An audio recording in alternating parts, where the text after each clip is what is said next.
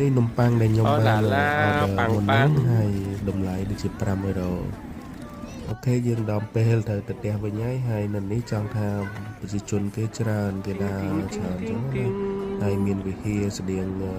Notre Dame ក៏ច្រើនដែរមានរចនាបថស្អាតខ្លាំងហើយដូចនៅក្នុងវីដេអូនេះអញ្ចឹង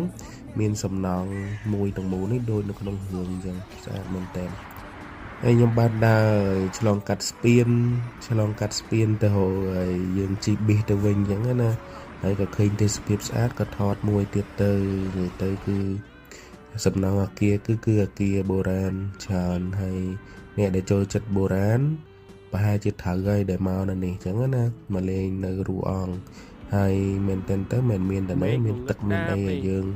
ពេលល្ងាចគេជិះទូកជិះអីកំសាន្តអញ្ចឹងណាតែខ្ញុំបាននៅដល់ល្ងាចខ្ញុំទៅផ្ទះវិញហើយអ្នកទាំងអស់គ្នាបាយបា